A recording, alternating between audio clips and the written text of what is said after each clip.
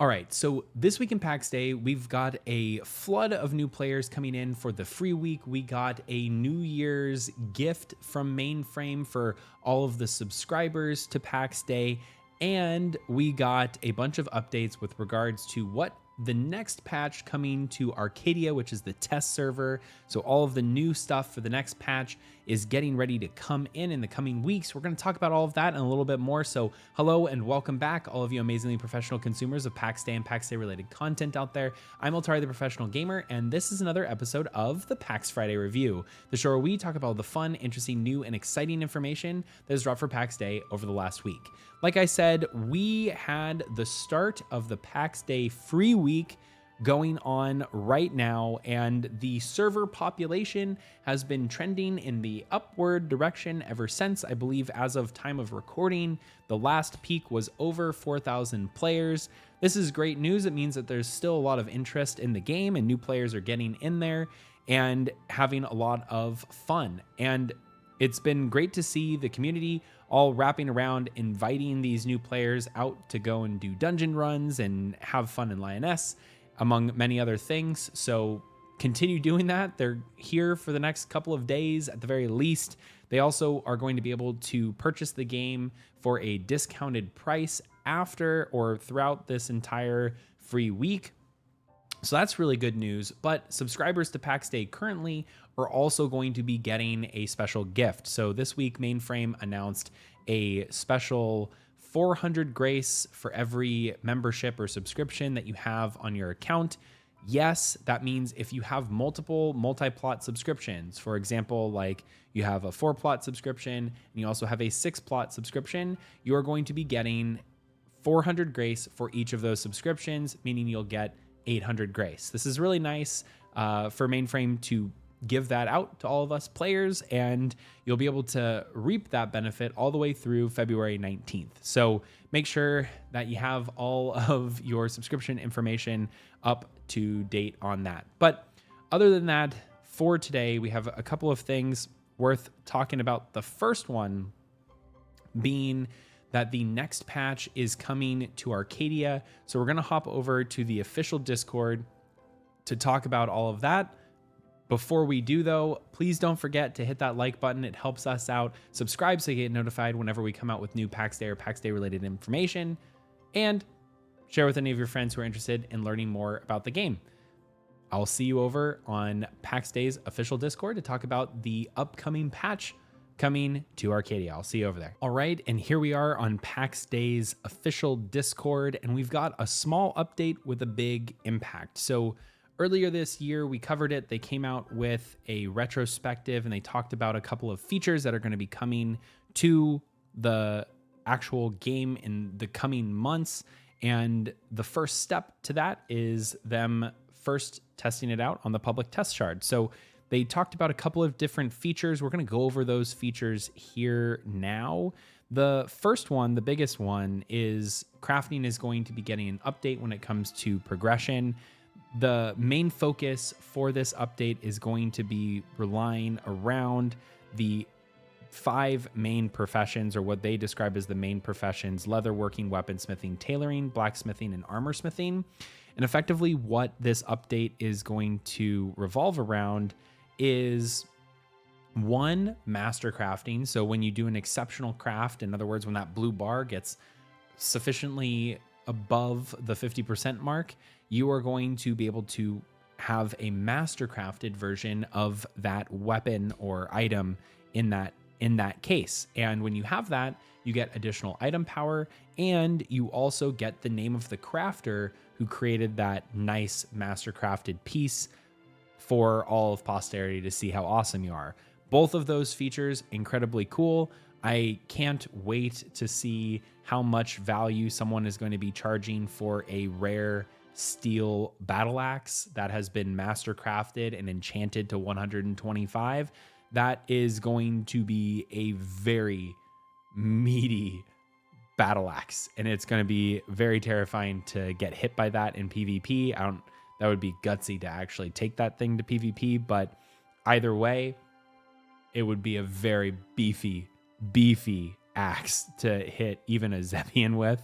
But that is one bit of the crafting progression that they're updating. They're also going through, they're not changing the actual progression of the leveling. So they're not changing the scales and how much XP you need per level, but they are actually going to be going in and changing how each of the individual pieces of those armors are going to, or weapons are going to scale based on the difficulty or the item inputs that are going in. So for example, right now a vambrace is giving you the same XP as a chest plate, but the difference with the new update is, well, the chest plate requires a lot more resources, so you're going to get a lot more actual XP or proportionate XP in relation to the vambrace, which now it only is giving you a certain amount of XP because it requires less resources to do that. In other words, things that require more resources are going to give more XP than things that require less resources at the same level, in a nutshell. Now, this is only really going to be pertinent for those 5 disciplines: the leatherworking, weaponsmithing, tailoring, blacksmithing, and armorsmithing. And when it comes to the other disciplines, they are rebalancing some stuff that is going to require them a little bit more time, afford them a little bit more time as they're going through those changes. It also goes without saying that for master crafting, it's really only going to be applicable to things with item power, but they are considering additional features, I guess, for what master crafting would look like with a consumable that doesn't have item power, but still has other benefits that could be entailed from that. Next thing that they were talking about is smoother communication and expression. Now, for communication, what are we talking about? We're mostly talking about chat commands in this. So talking, coordinating, and expressing yourself.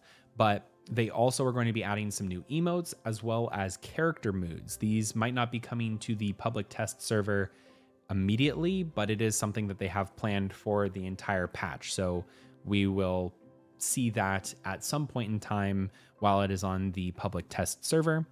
Additionally, they are coming out with a new character menu, which should make it more useful and also just generally make it more clean in terms of the UI.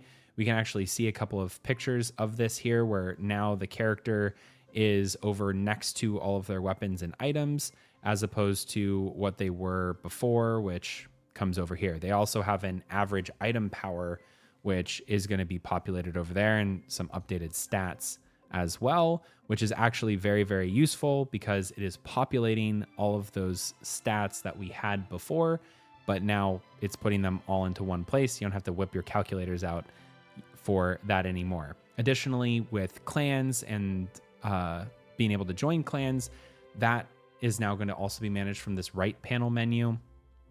And you can also see the various text commands that are coming in with this patch as well.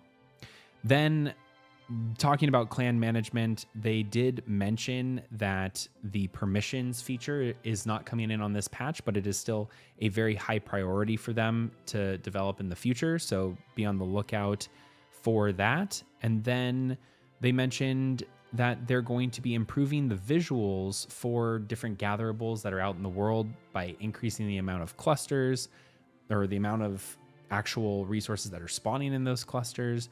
And then in addition to that, they are going to be decreasing some of the other non-interactive plants in the world, toning that down so that you can see the other resources. I don't know how I feel about this necessarily. One, I do hope that whatever improvements or changes that they're making right now are not going to affect the spawns of all of the current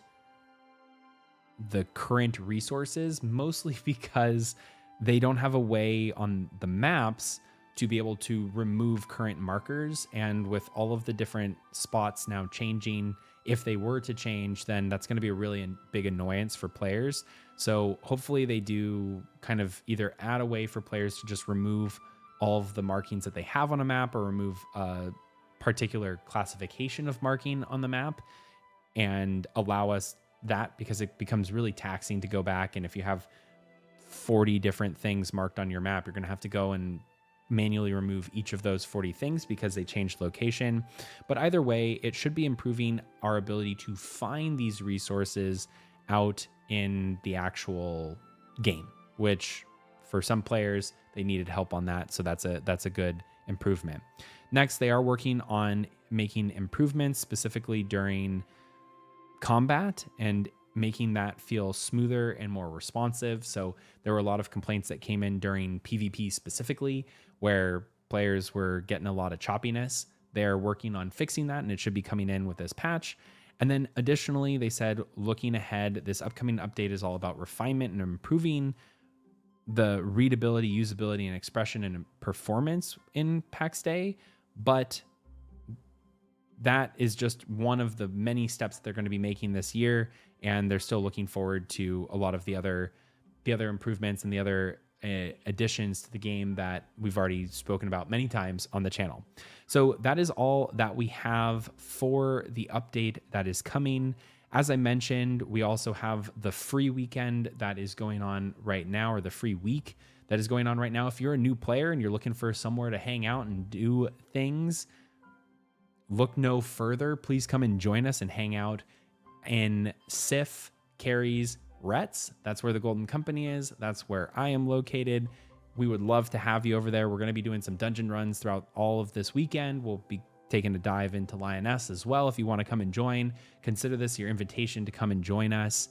You are more than welcome to. We love having new members of the community. We've been going and doing a bunch of that already this week alone. Then last but certainly not least, if you haven't, make sure that you are subscribed to Pax Dei, at least for this go around, because you will get a 400 grace bonus for every subscription that you have.